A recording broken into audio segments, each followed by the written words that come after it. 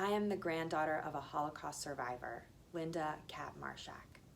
The story of my grandmother and her mother's survival as they fled Nazi persecution in Europe, even as the rest of their extended family perished and all that they had was lost. That story stays with me forever and is the lens through which I see the world. I remember the first time that I heard the story.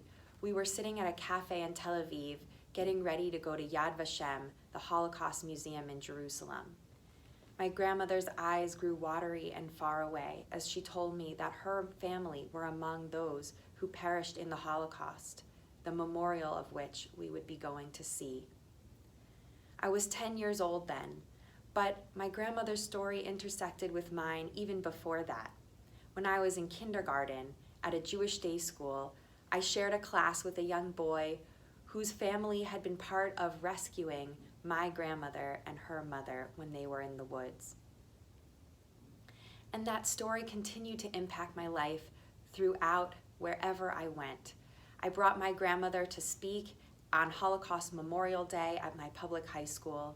In college, I brought her to my Hillel, where I was in university at Tufts, and she spoke and told her story to an audience there.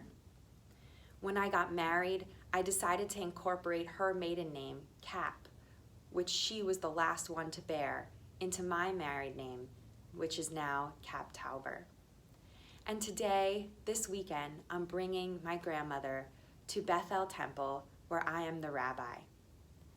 My grandmother's story reminds me both of the terrible loss and suffering in our family and our people, and also of the great strength and resilience of Jews and Jewish peoplehood. This Torah that I'm standing beside is in Bethel. It's a Torah that was rescued from a destroyed synagogue in Nazi-occupied Europe. This Torah too symbolizes both the loss and great destruction, and also the resilience of Jewish people as it sits now in an active and beautiful synagogue. This weekend, as we hear my grandmother tell her story, let us remember both the loss and the terrible suffering of our people, and also our great strength and resilience, and carry with us that duality as we go forward in our Jewish lives.